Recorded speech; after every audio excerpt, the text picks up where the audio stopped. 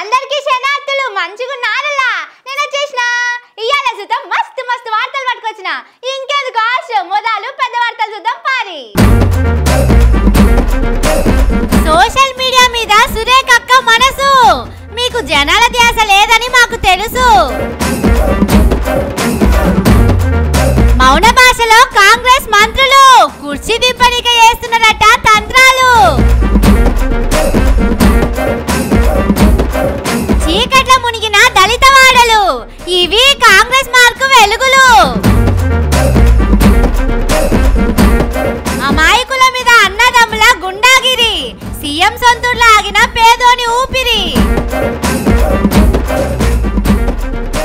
దండాలను మింగుతున్న pharma company అట్లుంటది మరి Revanth sir తోని వెనకడికి ఆట ఆడరాక గజ్జలు బాగా పాతగైనాయి మోగుతలేవన్నాడట ఒక ఆయనే ఒక కాంగ్రెస్ మంత్రి కథ సుతం ఇప్పుడు గిట్లనే ఉంది చేసే పని చక్కగా చేయక వాళ్ళు వంకలు పెడుతున్నారు వీళ్ళు అట్లే చేస్తున్నారు అని ఏళ్ళు వేరేటోళ్ళ దిక్కు చూపిస్తున్నారు అట్లెట్లా అని ఆలోచన చేస్తున్నారా ఈ వార్త చూడుర్రి జనాలకు మేలు చేయాలంటే వాళ్ళ తిప్పలు తెల్లారేటట్టు చేయాలంటే మంచి మనసు ఉండాలి చేయదగ్గ గుణం ఉండాలి అంతేగాని చారాన కోడికి బారాన మసాలా అన్నట్టు మనం చేసే పనులకు సోషల్ మీడియాలో బాగా ప్రచారం చేయాలి 10 పైసల మందం పని చేసినా 100 రూపాయల గప్పాలు కొట్టాలి అందుకే మనం వెనకబడిపోతున్నాం ఎట్లనన్నా చేసి ఫేస్బుక్ లా ట్విట్టర్ లా ఇన్స్టాగ్రామ్ లా వాట్సాప్ లల్లా అడ్డగోలుగా మనకు చిడతలు వాయించేటోళ్ళు అర్జెంటుగా కావాలి ఇగో గిది కొండ సురేఖ అక్క ఆలోచించే తీరు వీళ్ళు చేస్తున్న అంతులేని అభివృద్ధి మీద సోషల్ మీడియాలో అరుచుకునేటోళ్ళు ఎక్కువైనారని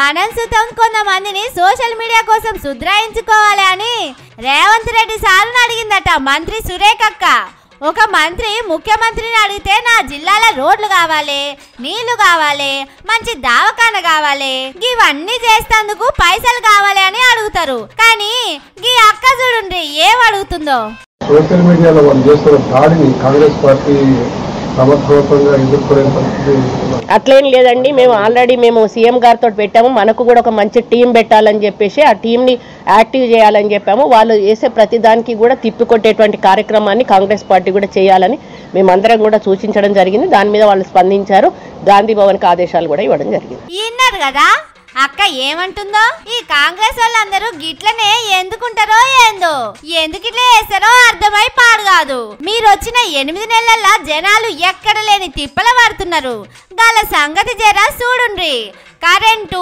నీళ్లు హాస్టళ్లు దవాఖాన్లు పింఛన్లు ఇట్లా మస్తు పంచాయతీలున్నాయి తెంపేటి గవి ఇడిచిపెట్టి కాంగ్రెస్ పార్టీని తిడుతున్నారు వాళ్ళను ఉల్టా తిట్టనీకే మంది కావాలనే పంచాయతీ ముంగటేసుకుంటే ఎట్లక్క అవును గాని తెలివక అడుగుతున్నా మీరు అన్ని సక్కంగా చేస్తే మంది మిమ్మల్ని మీ పార్టీని ఎందుకు తిడతారు చెప్పుండ్రి ఒక ఆయన వెనకడికి దేవుని గుడికి పోయి దండం పెట్టుకుందాం అనుకున్నాడట గుళ్ళకి పోతే పోయింది కానీ మనసంతా ఒకటే రంది పెట్టుకున్నాడట గుడి బయట చెప్పులు ఇడిచొస్తుంది దేవునికి దండం పెట్టుకొని బయటికి పోయేసరికి చెప్పులు ఉంటాయో ఎవరైనా ఎత్తుకపోతారో అని రంది పెట్టుకున్నాడట ఇప్పుడు గీ కథ ఎందుకు చెప్తున్నానని అనుకుంటున్నారా ఉంది లింక్ ఉంది ఈ వార్త చూస్తే అర్థమవుతుంది లెక్కలేనని పెట్టుబడులు తెసేందుకు రేవంత్ సారు అమెరికా పోయినా ఆయన మనసంతా రాష్ట్రం మీదనే ఉన్నదట ఎక్కడ లేని రంది పెట్టుకున్నాడట ఉన్నోళ్ళు లేనోళ్ళందరూ కాంగ్రెస్ సర్కారు మీద ఇంతింత పొడుగు మాటలు అన్నారని ఒకటే బాధపడుతున్నారట గంతమంది మంత్రులుండి సుతా కారు పార్టీల విమర్శలకు సమాధానం ఇయ్యరా ఎట్లుండాలి మనం అంటే షెయి పార్టీ అంటే 5 ఏళ్ళు కలిసినట్టు ఉండాలి కదా సర్కారు మీద ప్రతిపక్ష పోలు ఏదైనా విమర్శ చేసిరంటే అందరికందం ఎగవాడాలి అవతలకు మోసమర్రకుండా చేయాలి కానీ కొంతమంది మంత్రులు అసలు ఏం పట్టిలేనట్టే ఉంటున్నారని పెద్ద చర్చనే అవుతున్నదట మొన్న సుంకిశాలే పెద్ద గోడ కూలిపోయినప్పుడు పెట్టుబడుల మీద ఇట్లా దేని మీద అయినా ఒకరిద్దరే స్పందిస్తున్నారట కావాల్సుకొనే కొంతమంది మంత్రులు పార్టీ మీద సర్కార్ మీద విమర్శలు వచ్చినప్పుడు సప్పుడు ఏక ఉంటున్నారట ఇదిట్లుంటే అసలు వాళ్ళెందుకు అట్లా పట్టి లేకుండా ఉంటున్నారని రేవంత్ సారు ఆలోచనలో పడ్డాడట పుసుక్కున సీఎం కుర్చీకి గిట్లా ఎసరు పెడతారా ఏంది? జనాలందరూ మర్రబడుతుంటే రేవంత్ రెడ్డి సార్ మీద ప్రజల వ్యతిరేకత పెరిగిపోయింది. మార్చాలే అని గిట్లా ఢిల్లీ పెద్దల కాడ పుల్ల పెడతారా ఏందని అనుకుంటున్నారు కాంగ్రెస్ పార్టీలనే కొంతమంది. ఏది ఏమైనా కుర్చీలో కూర్చున్నోనికి ఢిల్లీ పెద్దల మీద పుల్లలు పెట్టుడు, ఎప్పుడు కుర్చీ ఖాళీ అవుతుందో అందులో కూర్చుందాం అనుకునేటోళ్లకు కాంగ్రెస్ పార్టీలో కొదువనే ఉండదు.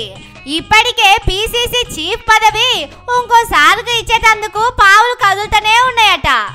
ఇక సీఎం కుర్చీ దొరికించుకునేటందుకు మస్తు మంది సీనియర్ లీడర్లు తలుపు సాటుకు నిలబడ్డట్టే కావాలన్నారట. 3 రంగుల జెండా పట్టి సింగమోలే కళ్ళొచ్చిన రేవంత్ సార్కు కష్టమే ఉండదు పోండ్రి అని సొంతం కాంగ్రెస్ పార్టీలే అంటున్నారు.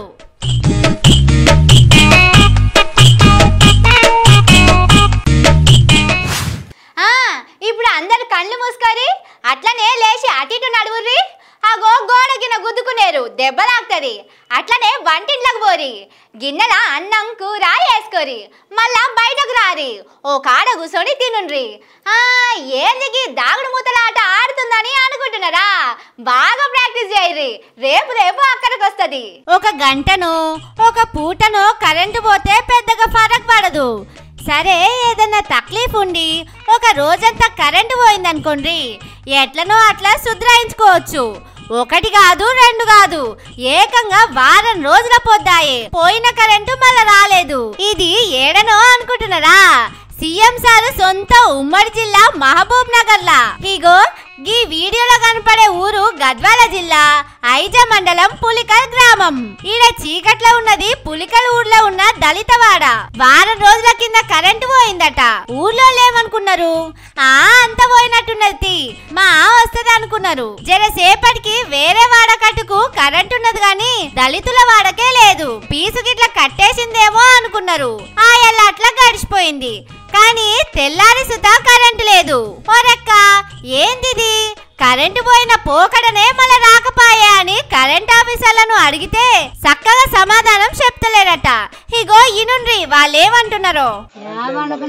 కరెంటే లేదు, ఎన్ని రోజులు మిగిలి ఉండబట్టి కరెంట్ మా దగ్గర ఎవరు రారు, సర్పంచ్ రాదు, ఎవరు రారు. కరెంట్ లేదు, మేము ఓట్లు వేసుకేసి వేస్తామని మామగానే అడుగుతాం. మీకు కరెంట్ కావాలా వద్దా? పిల్లలు చూసారు కదా. మరి పొద్దున మీకు కరెంట్ కావాలంటే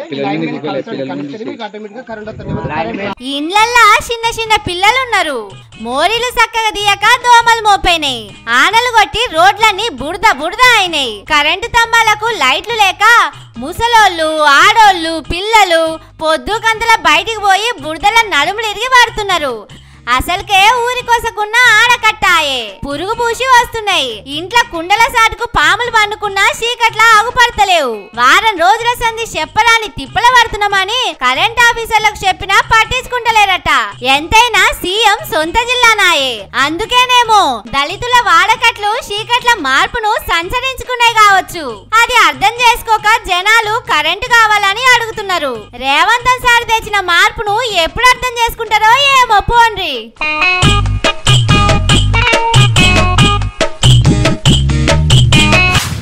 ఒక జాగలకు పోతున్నామంటే ముందుగాల ఆడ కథ ఎట్లున్నదో అరుచుకోవాలి.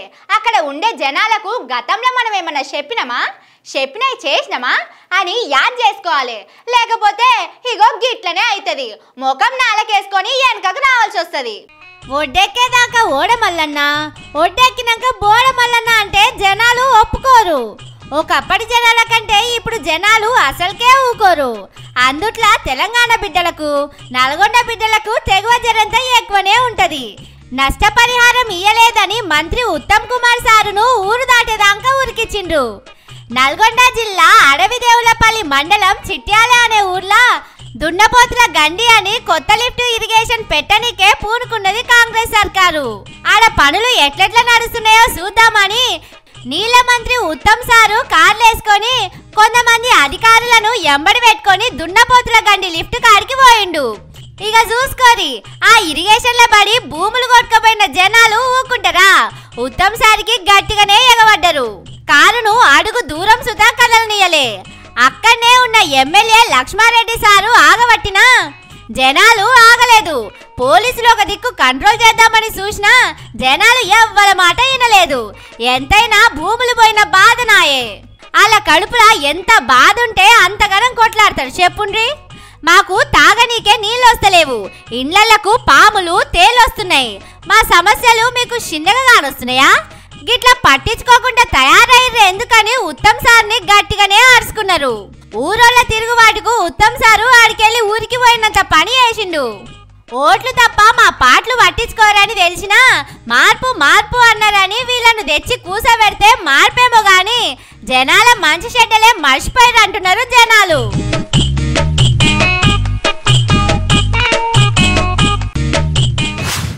మన దగ్గర బలం ఉంటే బక్కోనికి సాయం చేయాలి, అధికారం ఉంటే పేదోనికి అండగా నిలబడాలి. అట్లా కాదని జనాలను తొక్కేస్తా అడ్డంగా నొక్కేస్తా అంటే అడిగేటోళ్ళు ఒకళ్ళు ఉంటారు. వాళ్ళు చూసుకుంటా ఊకోరు, ఎన్నడో ఒకనాడు మర్రపడతారు.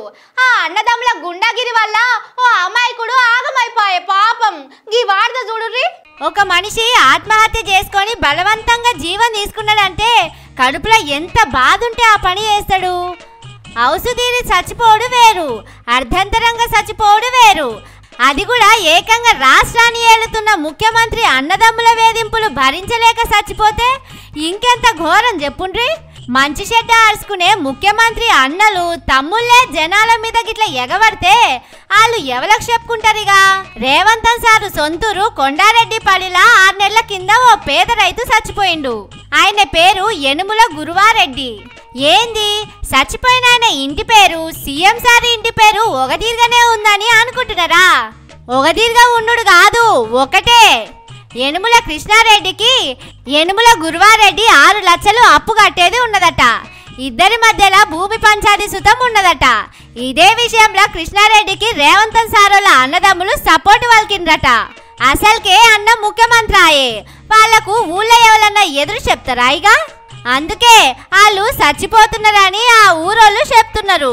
కొండారెడ్డిపల్లి ఊరు కొనకు పిలిచి గురువారెడ్డిని పైసలు కట్టమని బెదిరించిర్రు. ఇప్పటికిప్పుడు కట్టమంటే ఎట్లా? ఏడికెళ్ళి తెస్తా, జరాగురి కడతా అని మస్తు బదిలాడిండట గురువారెడ్డి పాపం. ఇట్లయితే కాదు, ఇజ్జతీసనే సక్కగైతాడని బాగా కొట్టి ఊర్లో ఉన్న వీరబ్రహ్మం గారి గుళ్ళ వేసి తాళమేసిర్రు. తెల్లందాకా గురువారెడ్డి ఆ గుళ్ళనే ఉన్నాడు. తెల్లారి చూస్తే చచ్చిపోయి ఉన్నాడని ఊరోళ్ళు చెప్పిండ్రు. ఇజ్జత్ గల్లోనికి ఒక్క మాట చాలు, అసొంటిది కొట్టి గుళ్ళ వేసి తాళమేసేసరికి గురువారెడ్డి ఇజ్జత్ పోయిందని చచ్చిపోయిందని అంటున్నారు కొండారెడ్డిగూడెం ఊరోళ్ళు.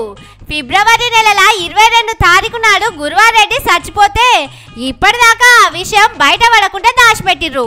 ఈ వార్త ఎవరన్నా బయటకు చెప్తే మంచిగుండదని బెదిరించిరని ఊరోళ్ళంతా సాట్ మాటకు చెప్తున్నారు. రాష్ట్రానికి ముఖ్యమంత్రి రేవంత్ సారు సొంతూడనే గింతగనం అన్యాయం ఉంటే ఇక రాష్ట్రం అంతా ఇంకెట్లుంటది అంటున్నారు జనాలు. సొంతూరులో ఒక పేదోనికి న్యాయం చేయలేని ముఖ్యమంత్రి, అరాచకాలను ఆపలేని ముఖ్యమంత్రి రాష్ట్రమంతా ఎట్లా కంట్రోల్ చేస్తాడని అడుగుతున్నారు జనాలు.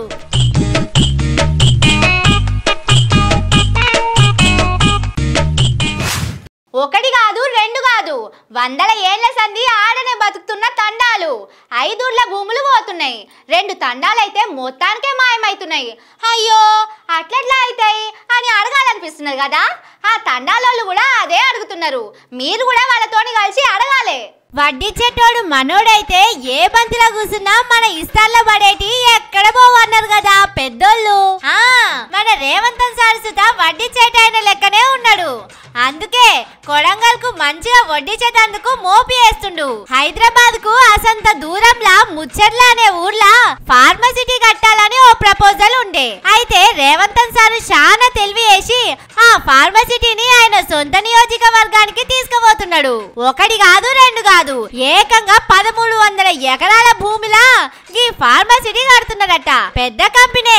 అందుకే రేవంత్ సారు చాలా తెలివిగా కంపెనీని ఆయన జాగలకు మలుపుకున్నాడు. కంపెనీ అయితే మలుపుకున్నాడు గాని లంబాడి బిడ్డలకు మాత్రం తీరని అన్యాయం చేస్తున్నాడు.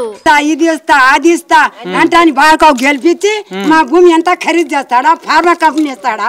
ఓనికి రాని ఓనికి చెప్పు మేడాలో వేసి ఆడవాళ్ళు మొత్తం ఆడవాళ్ళు కొడతారు. 1300 ఎకరాలలో కట్టే ఈ ఫార్మసిటీ కింద 5 ఊర్ల భూములు పోతున్నాయి. హాకింగ్పేట, పోలేపల్లి, లాగిచెర్ల, పులిచెర్లకుంట తండ, రోటిబండ తండాలకు చెందిన లంబాడి బిడ్డల భూములు కంపెనీ కోసం తీసుకుంటారట. పులిచెర్లకుంట తండ, రోటిబండ తండాలైతే ఏకంగా ఊర్లే పోతున్నాయి. మేము మా తాతల కానుంచి ఈయనే పుట్టినం, ఈయనే పెరిగినం, ఈయనే సచ్చినం, ఇప్పుడు మమ్మల్ని ఎల్లగొడతారా అని ప్రశ్నిస్తున్నారు తండాల బిడ్డలు. 1924లో ఒక్క కుటుంబం పులిచెర్లకుంట తండాకు వచ్చిరట.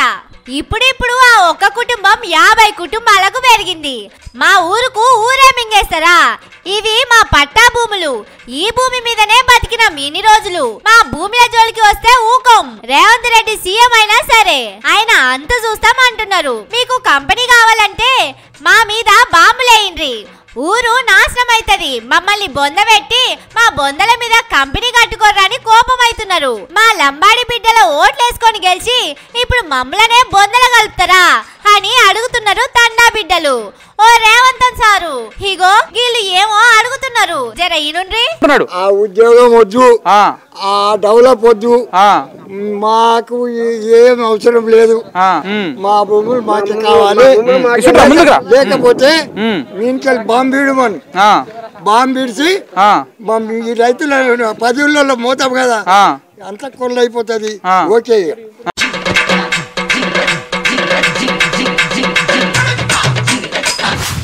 ఇవి ముచ్చట్లు. ఇంక జబర్దస్త్ ముచ్చట్లతోటి మళ్ళీ